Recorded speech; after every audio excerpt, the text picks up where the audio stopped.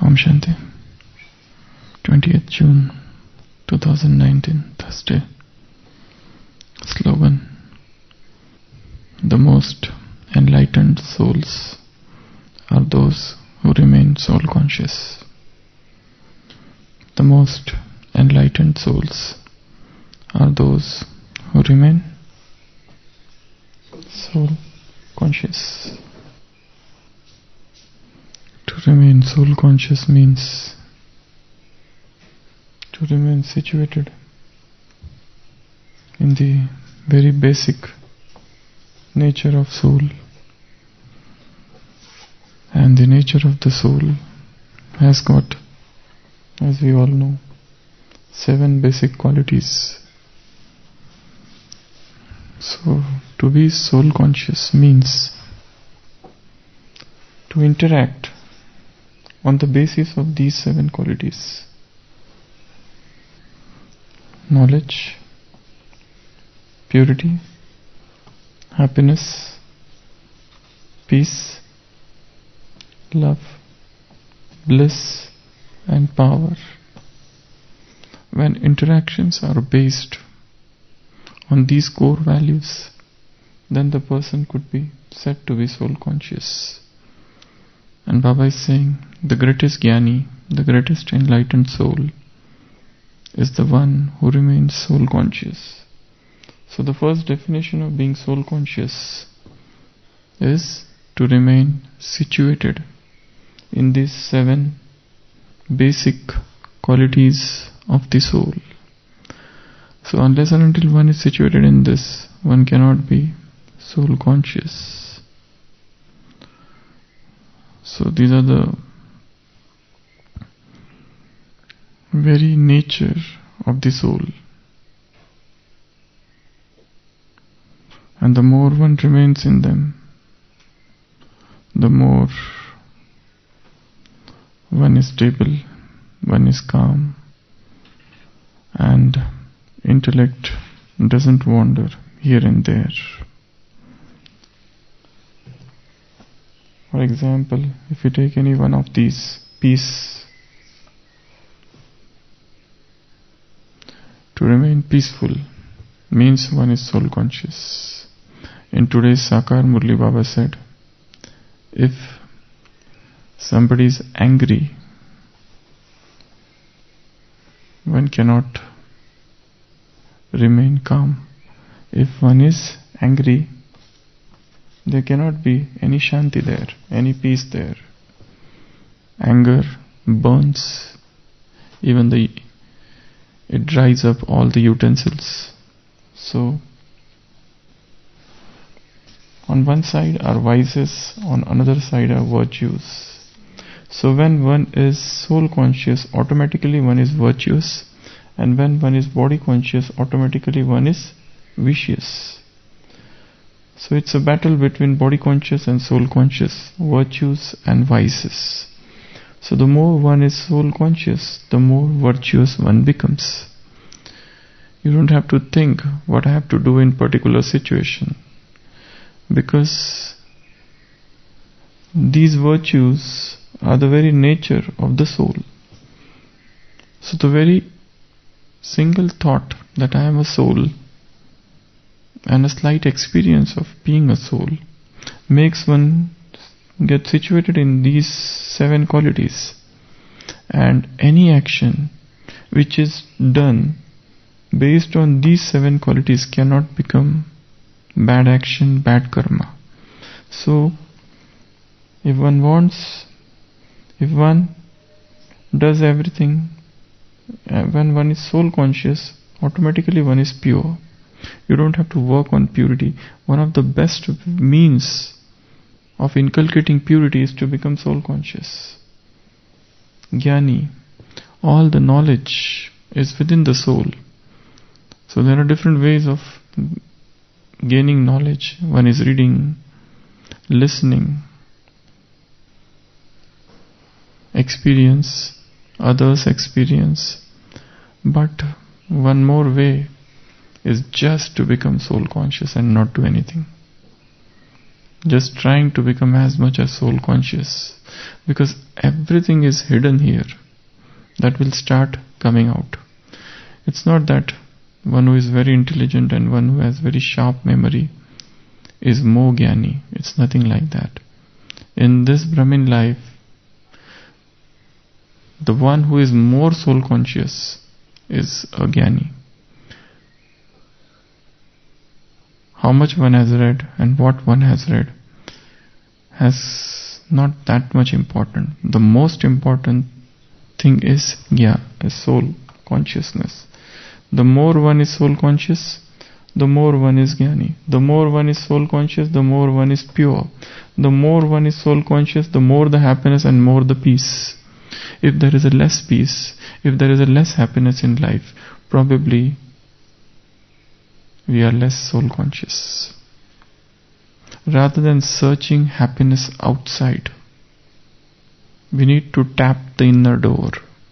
Rather than searching peace outside, the peace lies in the soul consciousness. We all know all of these things and multiple times we have heard, and yet this very basic chapter is yet not very much clear. To be soul conscious, Baba said, this is the first point to be Manmanabhav. In today's Sakar Murli, this is the first point to be Manmanabhav. And the moment one becomes soul conscious, automatically one becomes God conscious. Just as you become body conscious, you don't have to do anything. Automatically one is dragged down into vices. The moment one is body conscious, automatically you start remembering all the relatives of the body. You start indulging in the body consciousness, in the self-sense gratification. You don't have to think. The moment you become body conscious, all the vices start pulling. So how? It is natural. In the similar manner, the moment one is soul conscious, what happens? One starts remembering God. One starts remembering one's home. One starts remembering the entire cycle of 5,000 years. Because everything is recorded in the soul. It is the body which has come as a contamination somewhere in the soul consciousness. The body consciousness is sort of contamination in the soul consciousness.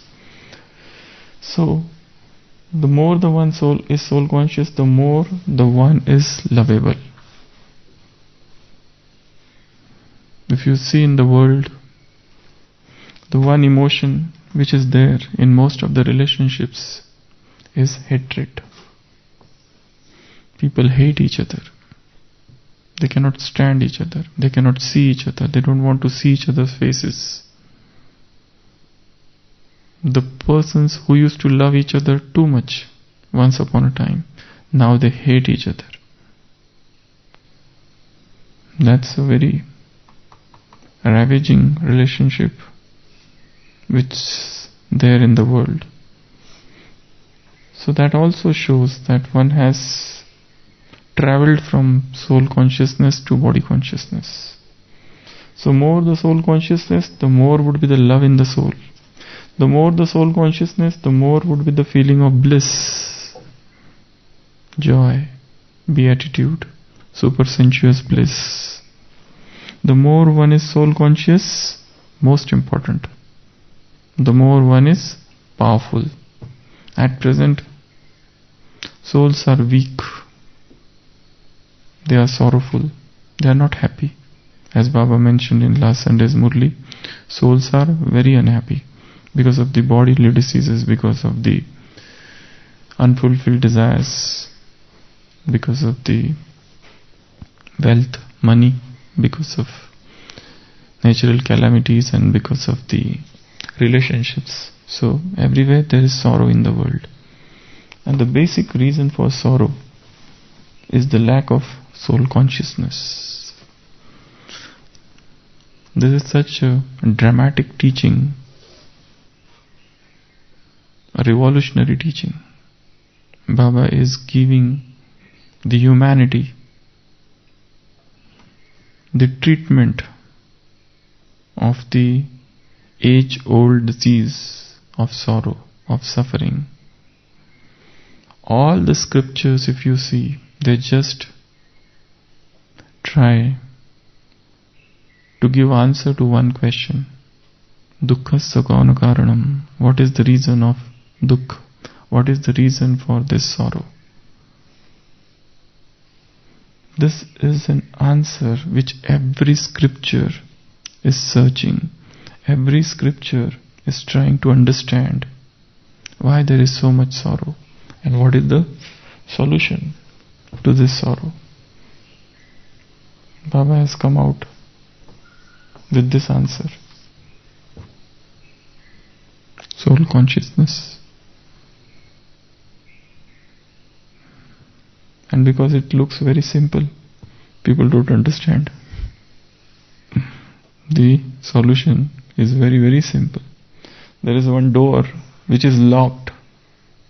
Okay, this is a door which has got lock from many, many years. People have tried to open this door, but they couldn't. And once you open the door, you enter the world of happiness. And everybody knows this is written here, happiness. It's written happiness, but nobody has the key. Every religion has tried key to open, but they couldn't. Baba has come with this master key. Soul conscious is the master key that opens the lock of the door of happiness. So that's why Baba said, greatest jnani, greatest enlightened soul is the one who is soul conscious. In the world, who is considered to be the great jnani? Who is considered to be knowledgeful soul? In the world, who is clever, who is shrewd, chalak, who has got more information, who has read many books, who has got very sharp memory, who is a good speaker, who has a lot of money. Okay, we are talking of knowledge. So knowledgeable person, even if the people don't believe that much, but some people do. Okay, because of that's why he has made so much money, because he is clever. Had he been fool, he would not have made money. Okay, some people, but not all. Even in the world, they will not believe. But I am asking overall, in the world, who is considered as a jnani, who has read scriptures, okay, who has sharp memory, who has sharp intellect, who is very witty, very clever, like they show in that Birbal or that Tenali Rama. These are very witty people. They used to trick the other. They used to outsmart their colleagues. So these were very smart people. So those who are smart, those who are clever, those who are very witty, those who are very intelligent, those who have read a lot of things, those who know many things, those who are rather, one more thing, those who have got a lot of experience. In the world, people consider people who have got a lot of experience as jnani. Those who have seen all the ups and downs of lives. Yesterday Baba said this is a delicate path where there are a lot of ups and downs. So those who have trodden this delicate path, and those who have seen all the weathers, all the seasons, all the ups and downs, they are considered to be jnani. What else? Who is considered as jnani in the world? Those who can predict, those who know future, those who do thought reading, those who influence others, those who are very magnetic personality, those who have got that charisma, that charismatic personality, magnetic personality, they pull people. They are known as crowd puller. Our Prime Minister is known as crowd puller. They pull crowd. So those who are crowd puller, those who have charismatic personality, those who have got magnetism, those who have got that attractiveness in them, they are considered as jnani. Okay. Those who have got a lot of followers. Those who have got a lot of followers. Okay, these are more of those who are famous rather. Jnani, who is considered jnani in the world. He is very knowledgeable person, they say. They have very high IQ. High IQ. As I said that day also, there are certain children, they are known as indigo children. Indigo children are those who are prodigious. They know more than their age. They know everything. So, very high IQ. One is intelligent, jnani. Those who do thought reading, those who can predict. Okay? Those who can predict. Those who foretell, prophecy, those who prophesize that today this is going to happen. Today I think it will not rain. Today I think it will rain. Or those who perform miracles. Miracles. Miracle that stun the world. Such miracles. Even they are considered, they are very great souls. How about thought reading? Yeah, thought reading. Thought reading means if somebody comes like a sadhu, a yogi, a guru is sitting and a person comes and he says, okay, you are unhappy because you don't have children.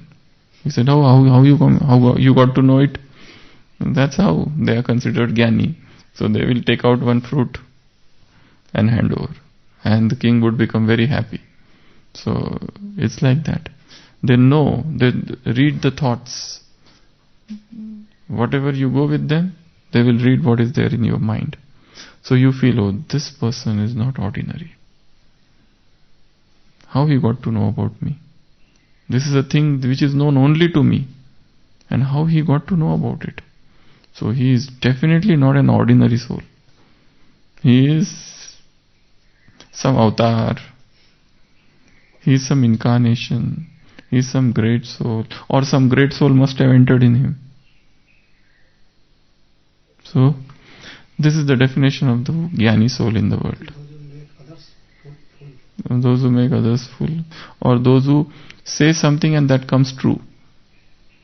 Or those who have a power to give blessing. Or those who have the power to transfer their spiritual powers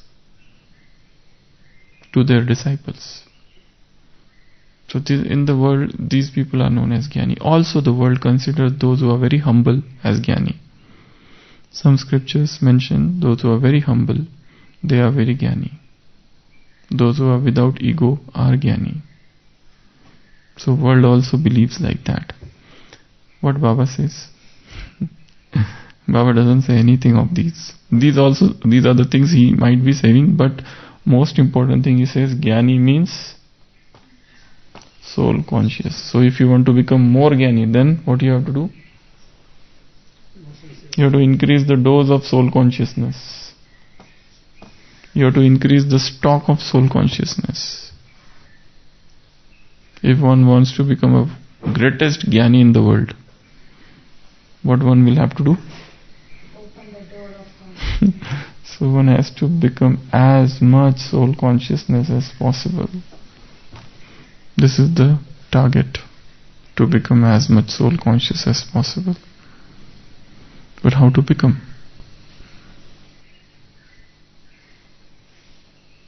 Soul has lived in the body for so many births, 84 births and 5,000 years.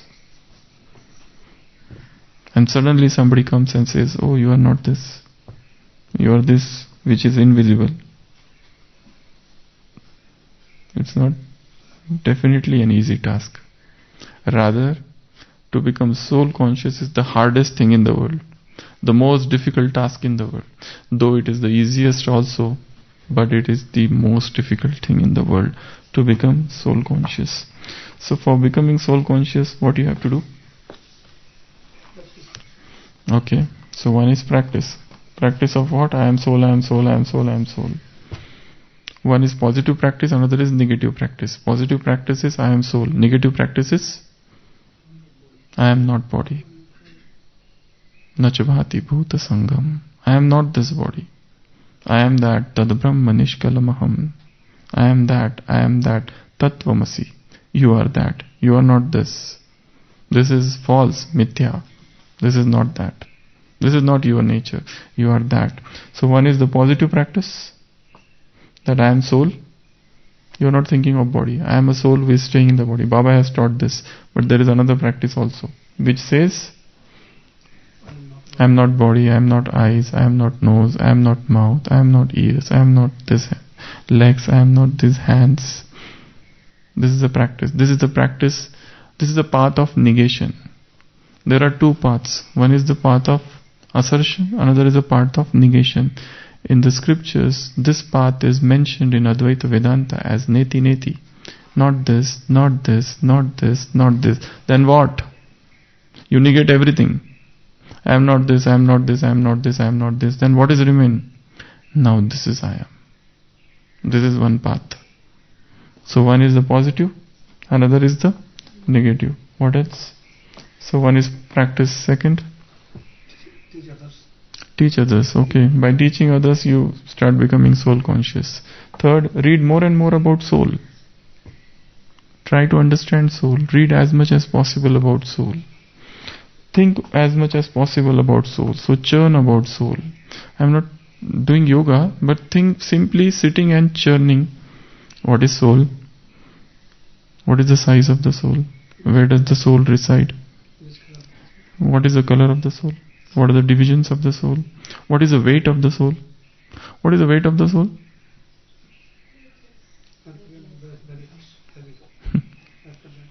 What is the dimension of the soul? Length, breadth and width of the soul.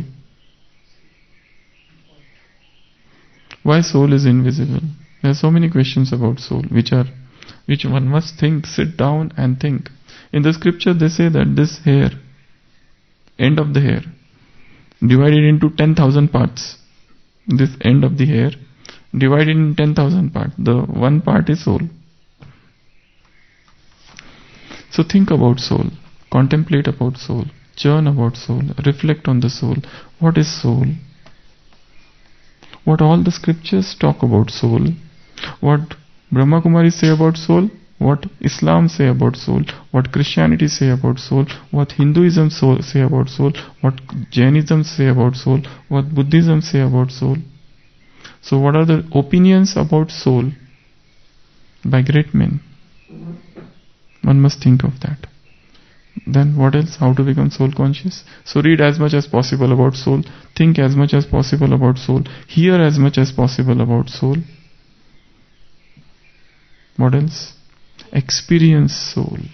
Try to experience soul in yoga.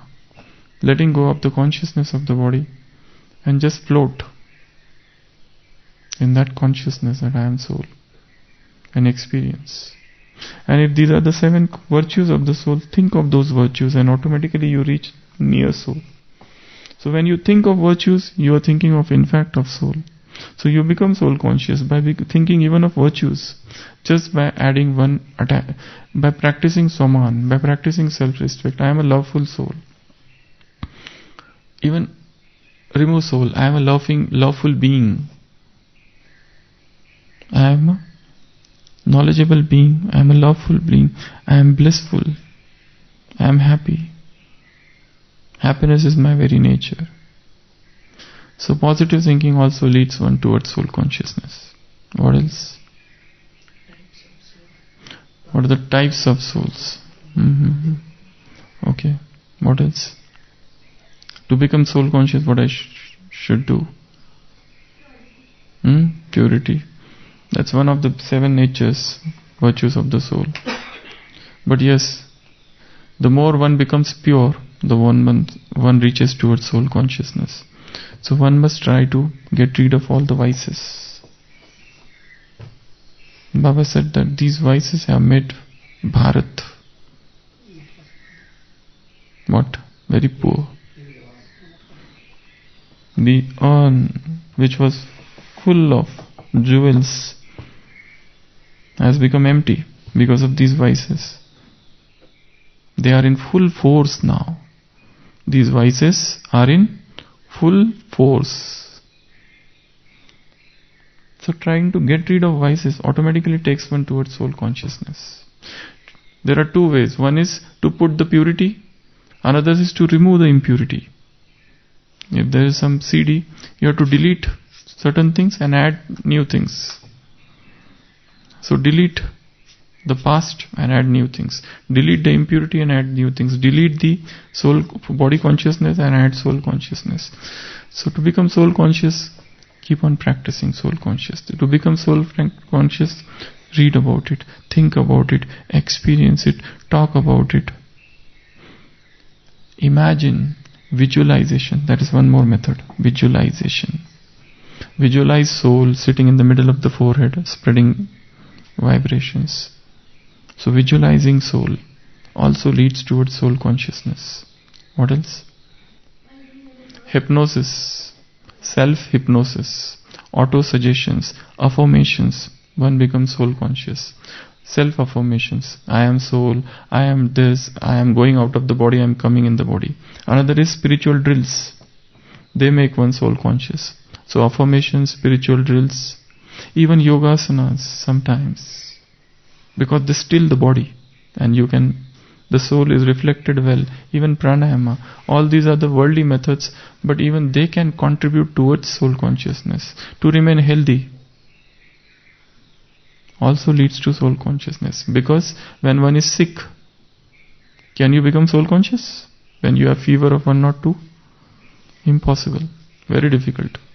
When you have severe pain in the abdomen, can you become soul conscious? It means to remain healthy is near to soul consciousness. When you fall sick, you go away from soul consciousness. Sickness, illness, disease makes one more and more body conscious. Because body pulls. When you're having severe headache, it's difficult to remain soul conscious. Very difficult. So to remain healthy is to become soul conscious. To have vairag for the world, detachment for the world, is to become soul conscious. Because soul is attached to the world. So practice developing vairagya. The more is the tyaga and more is the tapasya, the more is one soul conscious. Control of the senses leads to soul consciousness. Love of God leads to soul consciousness. So there are so many methods to become more and more soul conscious. See others as soul. Soul conscious vision leads to soul consciousness. Be a detached observer or be detached from the world leads to soul consciousness. Om Shanti.